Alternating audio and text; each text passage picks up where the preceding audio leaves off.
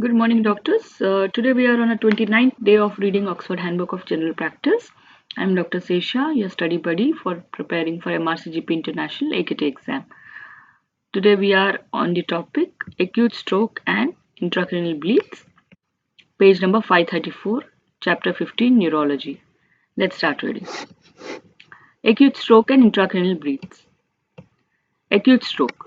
Clinical syndrome typified by rapidly developing signs of focal or global disturbance of cerebral functions lasting more than 24 hours or leading to death with no apparent causes other than a vascular origin. Common and devastating condition, most common cause of adult disability in the UK. Half of all these strokes occur in people more than 70 years. Causes are cerebral infarction,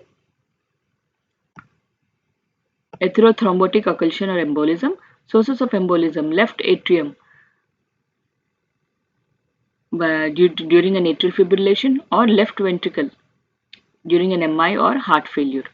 So that is because of embolism from atrial fibrillation from the left atrium or left ventricle if it is a MI or a heart failure.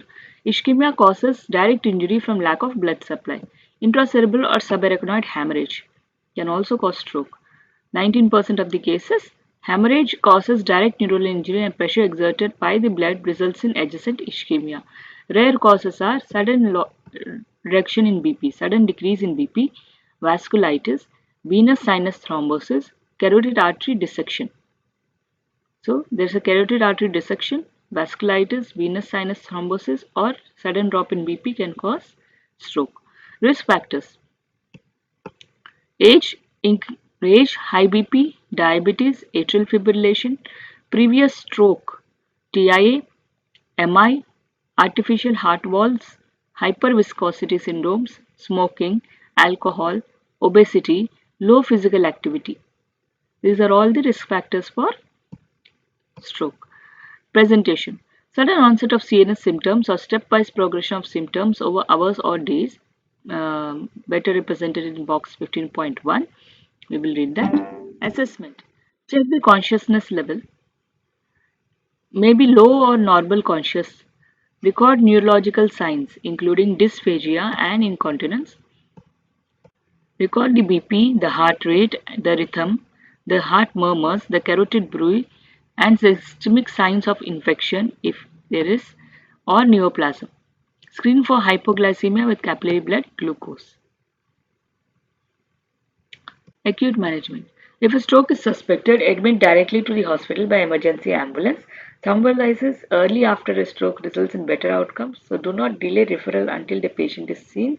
Treatment of the stroke in a stroke unit reduces the mortality and morbidity. Do not give aspirin prior to admission. Okay, do not give aspirin prior to admission because we don't know whether it is a thrombotic stroke or a hemorrhagic stroke.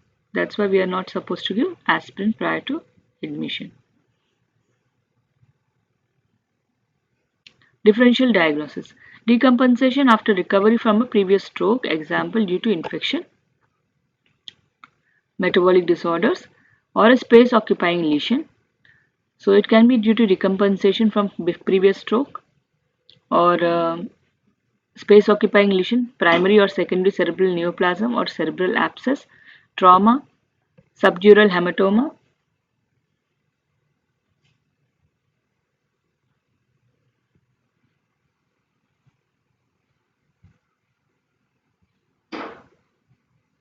subdural hematoma, trauma due to subdural hematoma, traumatic brain injury, epileptic seizures, migraine, and multiple sclerosis.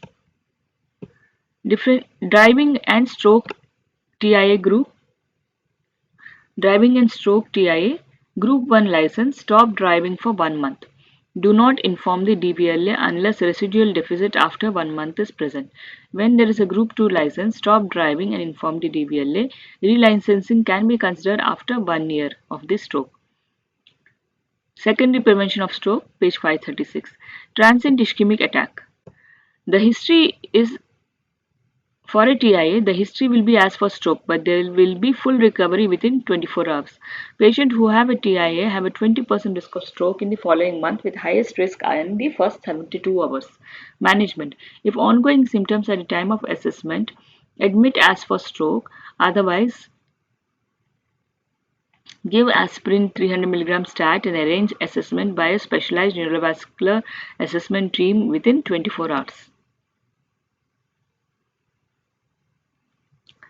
Amaurosis vivax, a form of TIA due to emboli passing through the retina, transient loss of vision like a curtain, managed as for a TIA.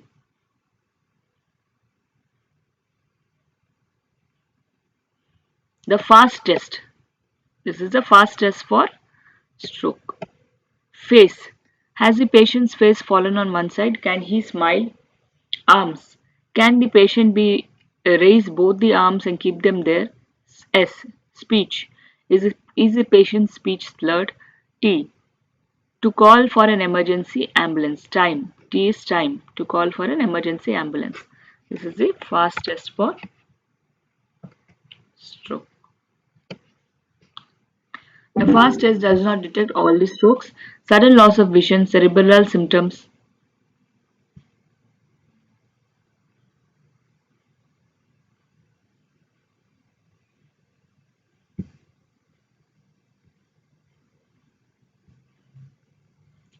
Sudden loss of vision, cerebral symptoms are not detected by fast test.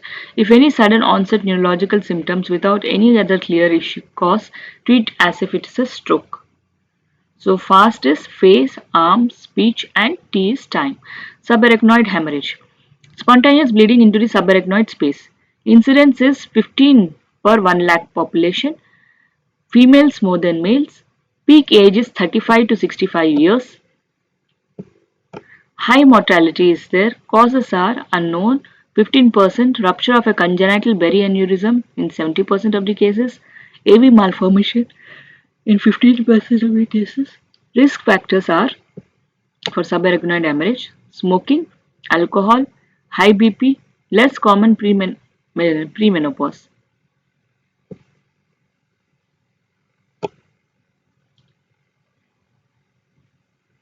Berry aneurysms may run in families and are associated with polycystic kidney disease, coarctation of aorta, and Ehlers-Danlos syndrome. Presentation. Typically sudden devastating headache, a thunderclap headache, often occipital, rarely 6% preceded by a sentinel headache representing a small leak ahead of a larger bleed. Rarely 6% of the cases it is preceded by a sentinel headache, that is represented by a small leak ahead of a larger bleed. Vomiting, collapse with loss of consciousness, fitting, focal neurology will follow after a hemorrhagic stroke. May be nothing to find on initially on examination. Neck stiffness takes 6 hours to develop. In later stages, may find decreased level of consciousness, papilledema, retinal or intraocular hemorrhages plus or minus focal neurology.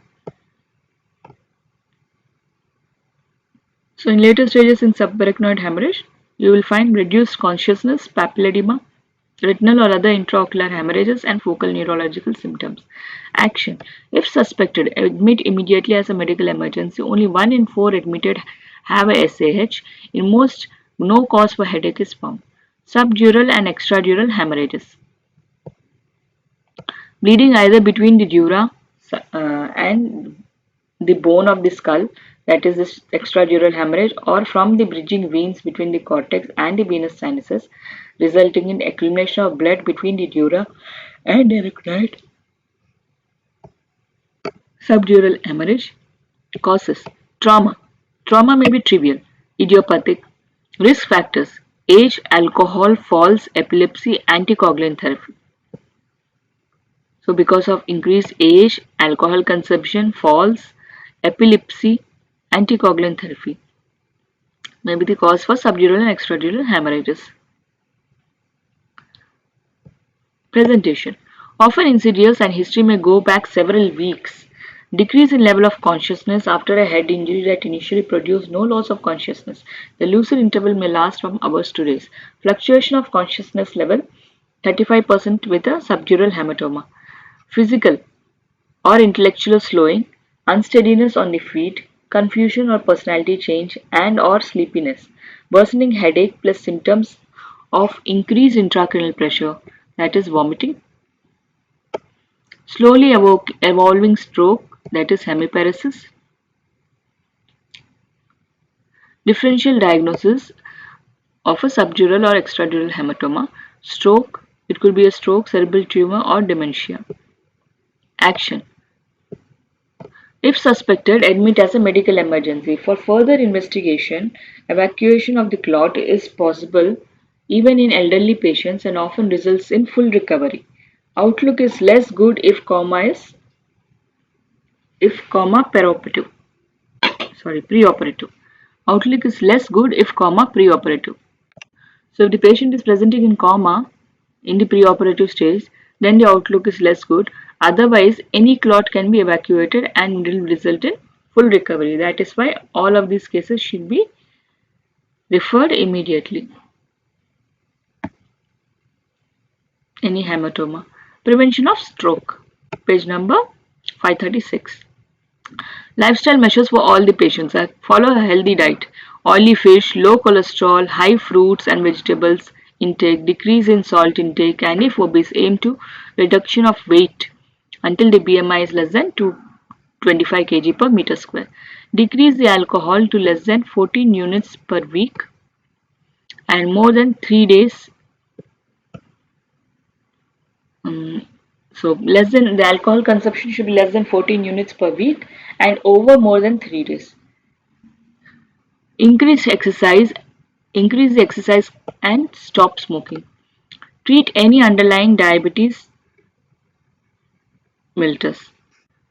Primary prevention of stroke. For patients with no history of stroke or TIA, the primary prevention aims at reducing the cardiovascular risk. Hyperlipidemia, hypertension. When a patient has hyperlipidemia, a 22% reduction in cholesterol using a statin, a 30% reduction in stroke leads to 30% reduction in stroke in individuals with no past history of stroke or TIA. Treat if the patients meet the criteria for cardiovascular disease risk prevention. So when in hyperlipidemia, now we are giving if 10 years cardiovascular risk is more than 10%. Hypertension. A 5 to 6 millimeters decrease in BP reduces the risk of stroke by more than 30%. So you have to treat hypertension also as per the guidelines. Anticoagulation. So consider anticoagulation to decrease the stroke risk if potential cause of cardiac thromboembolism is present. That is rheumatic mitral valve. Causes of cardiac thromboembolism are rheumatic mitral valve disease, prostatic heart valves, dilated cardiomyopathy, or atrial fibrillation associated with a valvular heart disease or a prosthesis. AF with a valvular heart disease or a prosthesis. Non-valvular atrial fibrillation. The Charles score is used to predict the risk of stroke and need for anticoagulation. Weigh the risk of thromboembolism against the risk of bleeding. The Neil University Decision Support Tool may be useful. It is mentioned there. Choice of anticoagulant depends on the cost, product indications or limitations and the patient preference. Anticoagulation for paroxysmal atrial fibrillation for primary prevention is controversial. Consider if any episodes lasting more than 30 seconds.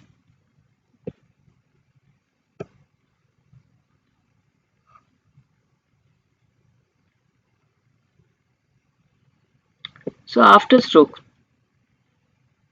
involve the carers or the families, monitor and reassess frequently, continue regular follow-up to monitor secondary prevention when the specialist services have finished.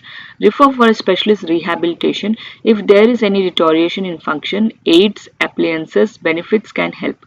Provide information about stroke and details of support organizations, verbal and written information about medicines and help with packaging.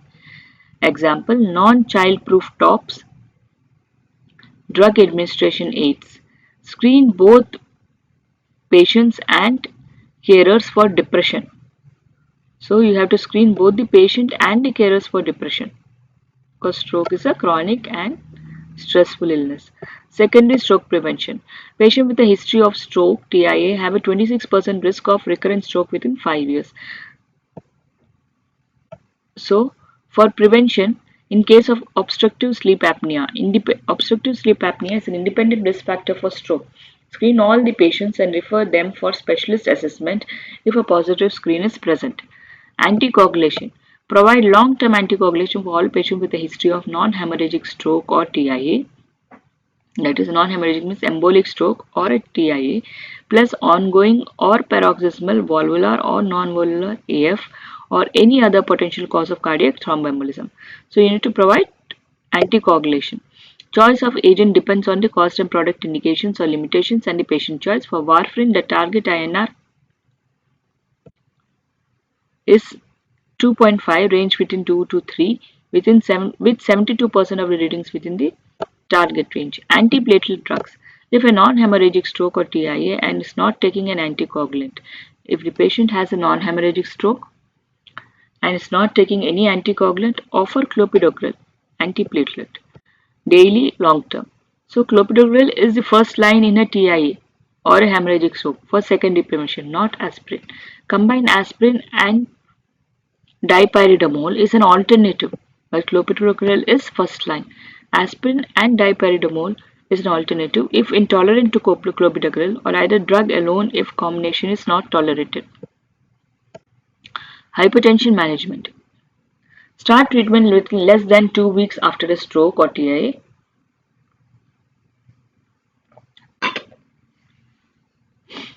Aim to keep the systolic BP less than 130 mm of Hg unless carotid artery stenosis, when the target systolic BP should be 140 to 150.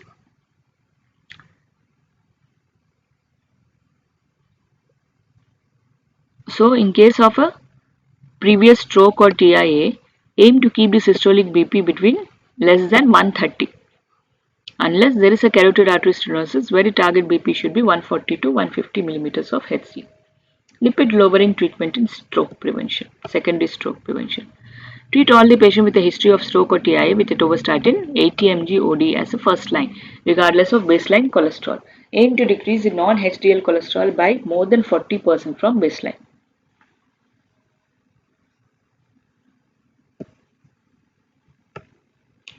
Carotid stenosis. Patient with a history of non-disabling stroke should be referred for consideration of surgery if 50 to 99% stenosis is present. And the patient should have a non-disabling stroke in the history.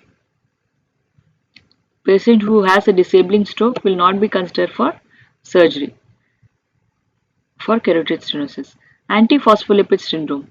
Consider screening with IgG or IgM, anticardiolipin ELISA, and lupus anticoagulant if unexplained ischemic stroke or TIA is present, particularly if age less than 50 years, and an autoimmune rheumatic disease, any autoimmune rheumatic disease, past history of DVT or pulmonary embolism, recurrent first or second trimester, for first or any second or third trimester pregnancy loss. So if there is a recurrent first trimester loss, you have to think about antiphospholipid syndrome, or any even one single second or third trimester pregnancy loss, you have to think of antiphospholipid syndrome.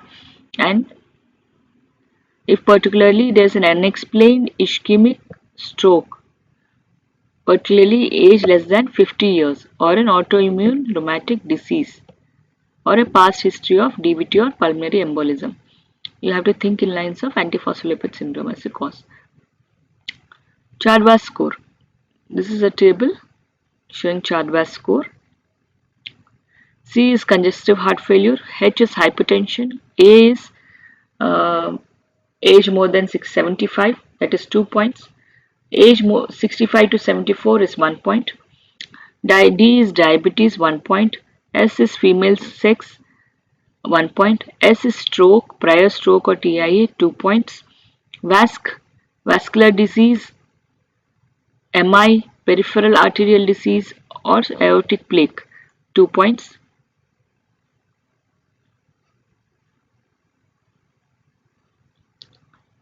And initially C and H were 1 point each. So After we assign all these points to the patient, if the score is 0, then low risk, no oral anticoagulation is required. If the score is 1, moderate risk, 1% per year. Oral anticoagulation depending on the patient preference. More than 2, high risk. Oral anticoagulation unless it is contraindicated. Target INR for warfarin is 2 to 3 plus target range for 72% of the time it should be in the target range. So for a woman less than 65 years with no other risk factors, the Chadwick score is 0.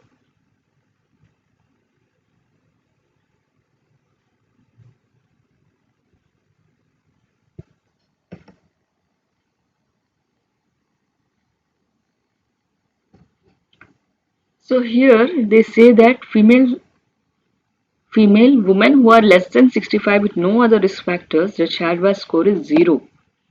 Okay, as we are saying here, females score is 1. But again, they have mentioned less than 65 years, no other risk factors, then Chadwick score will be 0. In all cases, the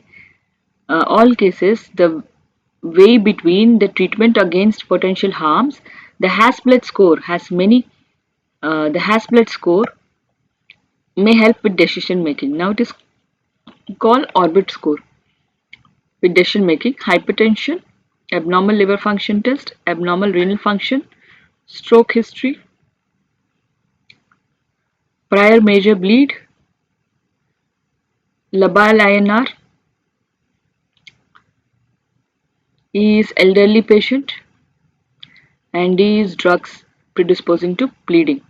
Antiplatelet agents, NSAIDs 1 point, and alcohol use is 1 point.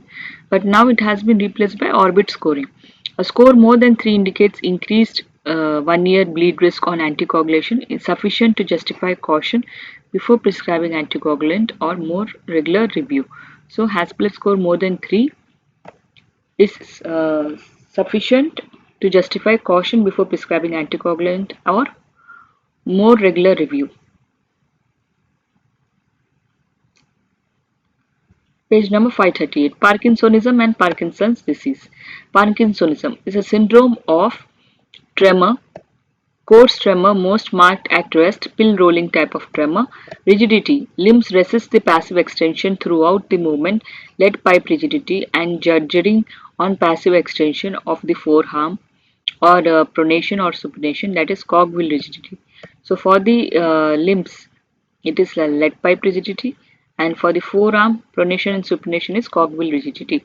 Difficulty in initiating any movement, slowness of the movement, mask-like expressions, decrease in blink rate, decrease in fidgeting, decrease in peristalsis, abnormal gait, small steps, shuffling gait, and flexed posture as if hurrying to keep up with the feet, that is festinant gait.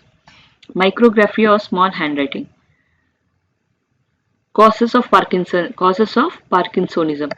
Parkinson's disease is a cause. Other neurodegenerative diseases like Alzheimer's disease and multisystem atrophy also can cause Parkinsonism. Following encephalitis belong with drugs. Haloperidol. Drug-induced Parkinsonism is haloperidol, chlorpromazine, metoclopramide. Toxins, example, carbon monoxide poisoning. Trauma, normal pressure hydrocephalus. So treatment of drug-induced Parkinsonism. If possible, stop the implicated drug on an antipsychotic or for schizophrenia. If on an antipsychotic for schizophrenia, do not stop treatment but add an antimuscarinic, that is procyclidine 2.5 milligrams TDS. Consider switching to an atypical antipsychotic drug and take a specialist advice, like because haloperidol is a typical antipsychotic. So consider shifting it from haloperidol and chlorpromazine to an atypical antipsychotic which has lesser side effects of Parkinsonism. Steele Richardson Osel Olszewski syndrome. Steele Richardson Olszewski syndrome. Parkinsonism accompanied by absent vertical gaze and dementia. Parkinsonism, absent vertical gaze and dementia is Steele Richardson Olszewski syndrome due to progressive supranuclear palsy. Treatment is supportive. Parkinson's disease. Incurable progressive degenerative disease affecting the dopaminergic neurons of the substantia nigra in the brainstem, resulting in deficiency of dopamine and relative excess of acetylcholine transmitters. Cause is unknown. Lifetime risk is 1 in 40, and males and females is equal predisposition. Peak age at onset is 65 years, but 5 to 10% of the patients are diagnosed when 40 years old, less than 40 years old. Prevalence increases with age and presents with Parkinsonian symptoms and signs.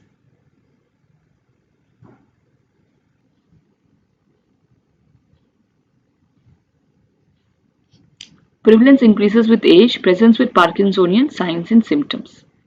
Non-motor symptoms of Parkinsonism: neuropsychiatric, apathy, anxiety, depression, visual hallucinations, psychosis, dementia, pain, olfactory disturbance. Sleep, excessive daytime sleepiness and restless legs. Autonomic, drooling, postural hypotension, hyperhidrosis, urinary dysfunction, dysphagia, weight loss, constipation, sexual dysfunction. Management aims to decrease the symptoms and increase the quality of life, decrease the rate of disease progression, and limit the side effects of treatment. Screening for depression should be done. Referral. Refer all patients to a specialist with an interest in Parkinson's disease for confirmation of diagnosis and advice on management, and to access multidisciplinary specialist rehabilitation team. Rehabilitation liaise closely with a specialist rehabilitation team. General principles and specific issues are given in specific pages. Rehabilitation. Driving in Parkinson's disease. Drivers holding both Group 1 and Group 2 licenses must inform the DVLA. Driving may continue as long as safe vehicle control can be maintained, and license may be issued subject to regular review. Carers, page 200. Drug treatment in Parkinson's disease.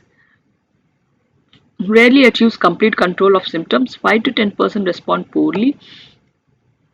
Treatment for Parkinson's disease should be consultant initiated, and is not started until symptoms have caused significant disruption of daily activities. So only a consultant can initiate a treatment for Parkinson's disease. Options: dopamine receptor agonist, bromocriptine, pergolide, often used alone in first-line treatment or alone as a first-line treatment. Increase the dose gradually according to the response and tolerability. Withdraw gradually. Can be used in association with levodopa to decrease off times and motor impairment. Bromocriptine, pergolide, cabergoline, and lisuride have been associated with pulmonary retroperitoneal and pericardial fibrosis. So any of these ergot derivatives are associated with pulmonary fibrosis, retroperitoneal fibrosis, and pericardial fibrosis. That's why a chest X-ray plus a spirometry, ESR, creatinine before starting. So creatinine is for the retroperitoneal fibrosis, for kidney problems. Pericardial fibrosis, you will do, where is the ECG? There should be an ECG also. Pulmonary fibrosis, chest X-ray and spirometry. ESR and creatinine before starting. Monitor for dyspnea, persistent cough, chest pain, cardiac failure, abdominal pain or tenderness.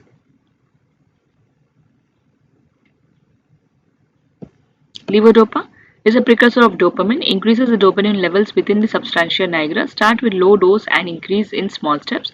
Aims to give final dose as low as possible and compromise between increase in mobility and dose limiting side effects. Involuntary movements and psychiatric effects. Optimum dose intervals varies between the individuals, only effective for Parkinson's disease and not for Parkinsonism. Not effective for patients with Parkinsonism due to other causes. Improves with the bradykinesia and rigidity, that is more than the tremor. Improves bradykinesia and rigidity more than the tremor. So tremor is not cured with levodopa. Often given with a co-drug like carbidopa or benserazide, which prevents peripheral breakdown of levodopa to dopamine but does not cross the blood-brain barrier. So carbidopa and benserazide prevents the peripheral breakdown of levodopa in the tissues but not in the brain. With time, there is decreased response and troublesome side effects appear.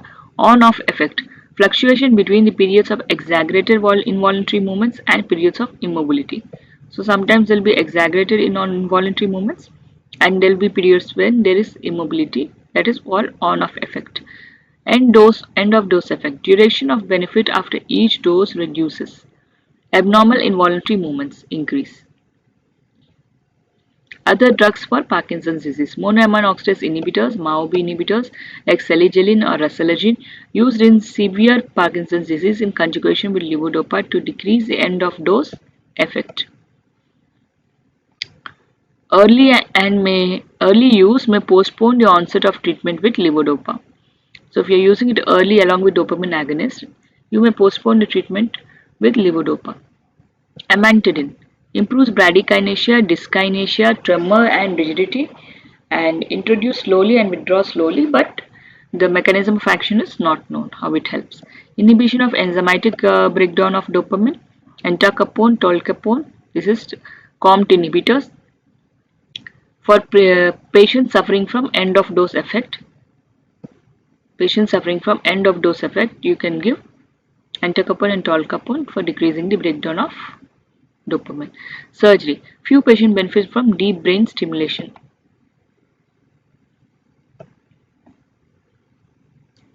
Multiple sclerosis. Chronic disabling neurological disease due to an autoimmune process of unknown cause, characterized by formation of patches of demyelination plaques throughout the brain and spinal cord. There is no peripheral nerve involvement. Okay. Most common neurological disorder of the young adults with a lifetime risk of 1 in 1000. Peak age of onset is 20 to 40 years. Females more than males, that is 2 is to 1 ratio. Presentation depends on the area of CNS that is affected. Take a careful history. Symptoms evolve over more than 24 hours and persist over days or weeks before improving. Although usually presents as a single symptom, history may reveal other episodes that have gone unheralded. Isolated neurological deficits are never diagnostic. The hallmark of MS is a series of neurological deficits distributed in time and space not attributable to other causes. So this is the hallmark of MS. Common visual features. Visual symptoms, that is decrease in vision, blurring, double vision, pain on eye movement, optic neuritis. Optic neuritis is typical for multiple sclerosis. Sensory or motor disturbances like numbness, tingling, Lhermitte's symptom, altered sensation traveling down the back into the limbs when bending the neck forwards, Lhermitte's symptoms, and transverse myelitis. Problems with balance, unsteadiness, coordination or clumsiness, problems with speech, slurring or slowing, pain, trigeminal neuralgia, bladder and bowel problems, example frequency, urgency, incontinence, sexual dysfunction, erectile dysfunction, non-specific symptoms, fatigue, depression, cognitive changes, example loss of concentration and memory problems.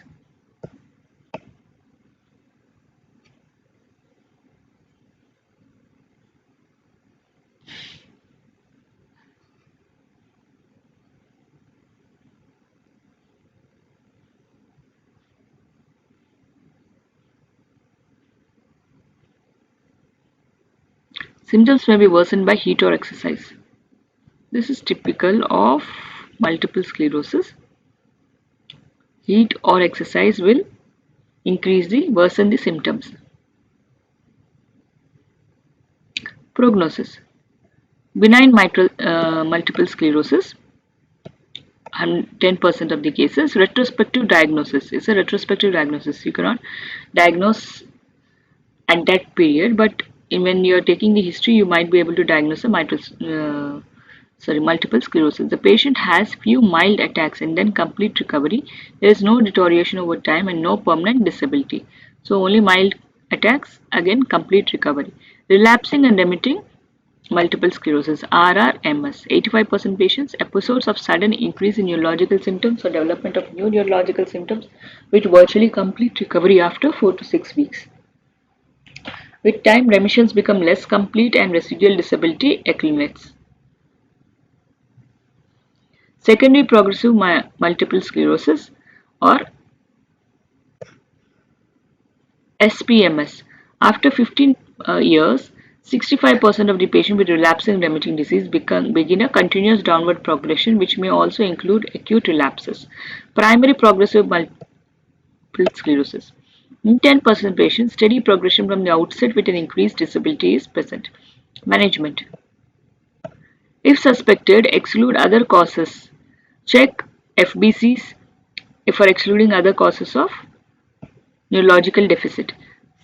Full blood count, ESR, CRP, liver function test, renal function test, calcium, glucose, HB1AC, thyroid function test, vitamin B12 and HIV serology. Refer to neurology for confirmation of diagnosis and support from the specialist neurological rehabilitation team. Urgency for referral depends on the clinical circumstances. Acute relapses. Refer for a specialist review. First line treatment is oral methylprednisolone 0.5 grams daily for 5 days. This is a oral methylprednisolone 0.5 grams daily for 5 days in an acute relapse. This is modifying drugs. Decrease the frequency or severity of relapses by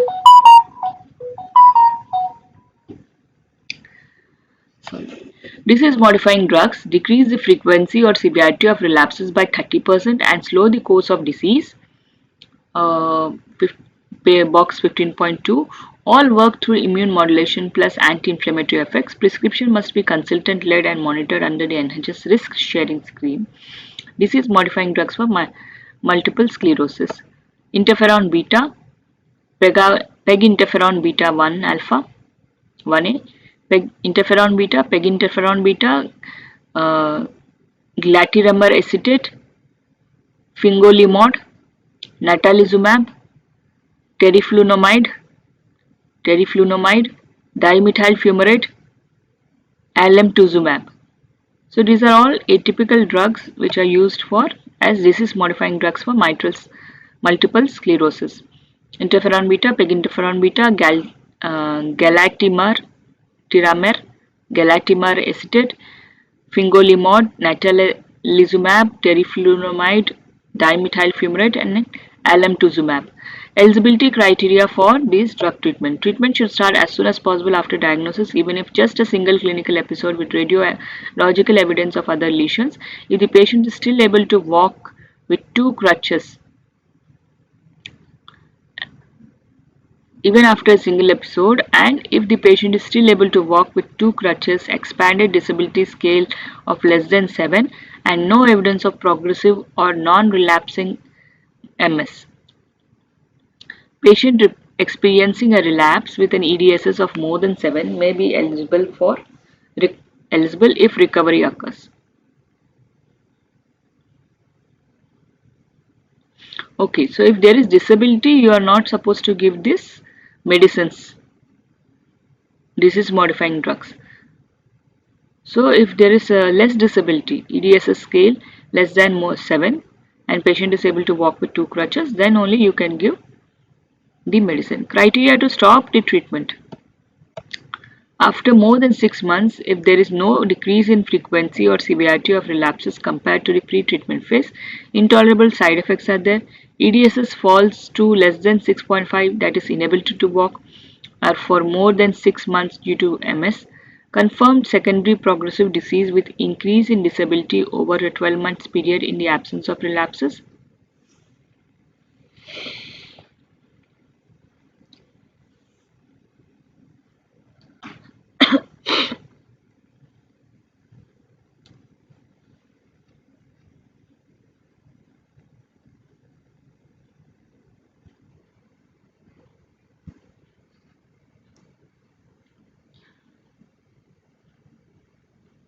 Depending on the reason for stopping, the patient may be able to try another disease-modifying treatment. Information.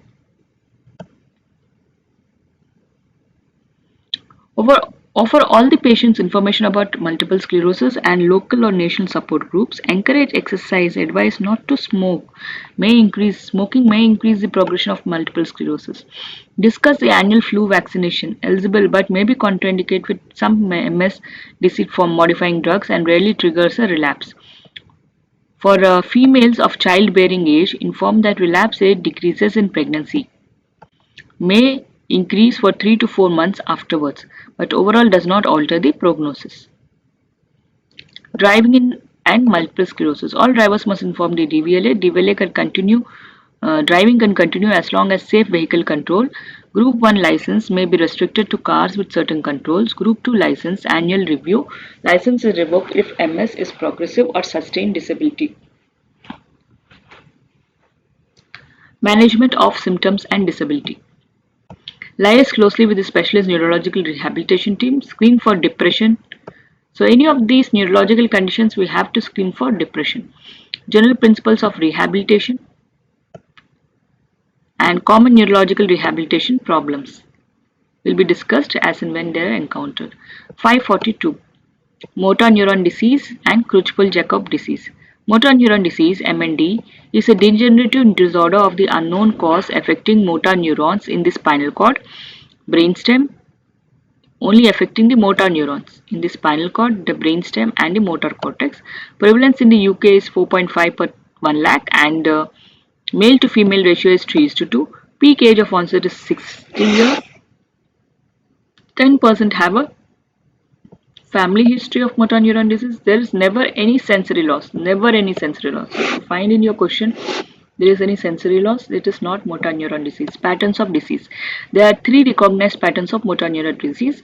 Amyotrophic lateral sclerosis, ALS, 50% of the cases. Combined lower motor neuron wasting and upper motor neuron hyperreflexia.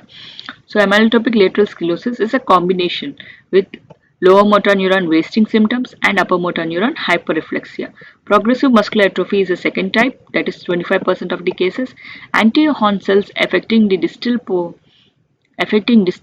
the proximal muscles. So anterior horn cells are affecting the distal muscles more than the proximal muscles, a better prognosis than the ALS. Progressive bulbar palsy is a third type. Loss of function of the brainstem motor nuclei, lower motor nuclei lesions.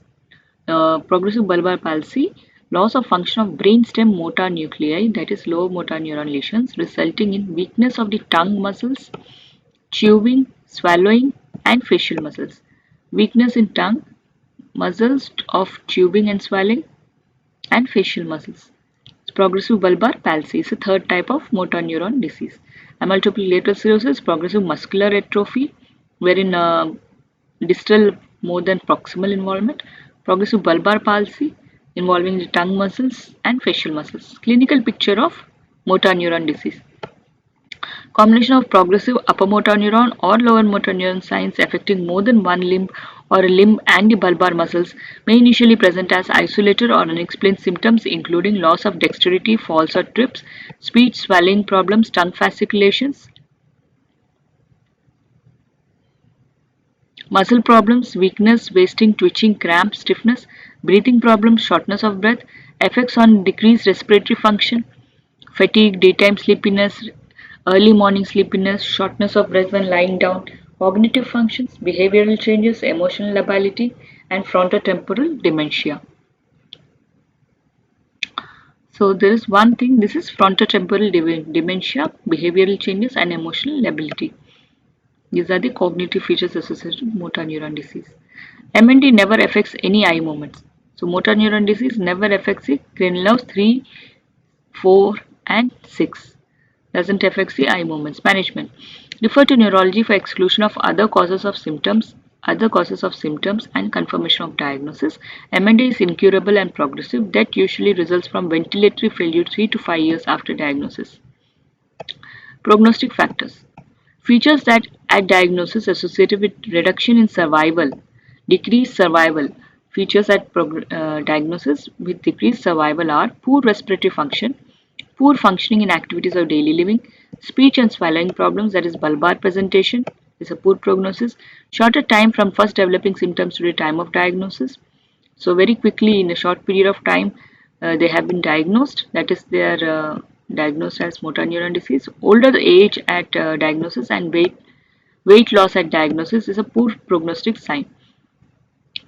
Disease modifying therapy in motor neuron disease should always be specialist initiated, of course, and the drugs are Riluzole, Riluzole, Riluzole 50 milligrams BD is the only drug treatment licensed in the UK for motor neuron disease. Riluzole 50 milligrams BD. It may extend the life or time up to mechanical ventilation for patients with ALS and slow the functional decline. Monitoring of liver function is essential when you're giving Riluzole monthly for first month, first 3 months, and then 3 monthly for 9 months, then annually thereafter. So when you start a Riluzole for motor neuron disease, you monitor the liver function test first monthly for first 3 months, then 3 monthly for 9 months, then annually afterwards. Support. Involve relevant agencies early. DN, social services, carer groups, self-help groups apply for all relevant benefits, screen for depression. Regular review to help overcome any new problems encountered is helpful for patients and carers. Discuss the future and patients' wishes for a time when they become incapacitated and the patients with the patients and the carer. So you have to discuss when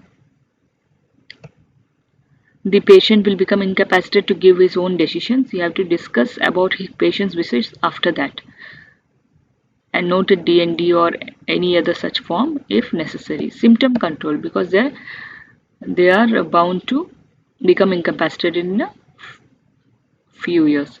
A multidisciplinary team approach is essential. Specific interventions are cramps. Well, in motor neuron disease, when they have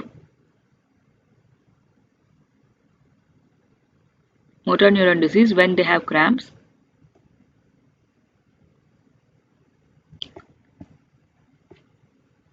you are supposed to give quinine as first line. Alternatives are baclofen, tizanidine, dantrolene, or gabapentin. For cramps, muscle cramps, quinine is first line, and alternative is baclofen, tizanidine, dantrolene, or gabapentin. Stiffness or spasticity is there. Then you give baclofen, tizanidine, dantrolene, or gabapentin for stiffness. Drooling, propanthelin 15 to 30 milligrams TDS PO or amitriptyline 25 to 50 milligrams TDS, glycopyrronium bromide if cognitive impairment is there. Referral for botulinum toxin A for drooling. Propanthelin, amitriptyline, glycopyrronium, and botulinum toxin A. Dysphagia. Blend the food and discuss nasogastric tubes or PEG. Depression. Common, reassess support and consider drug treatment and or counseling. Depression is very common and reassess support, drug treatment or counseling. Respiratory failure. Discuss the tracheostomy or ventilation, weigh the pros and cons of prolongation of life versus prolongation of discomfort. Palliative care. Driving. All drivers must inform the DVLA. Driving can continue as long as safe vehicle control. Group 1 license may be restricted to cars with certain controls. Group 2 license annual review. License is revoked if motor neuron disease is progressive or sustained disability is there.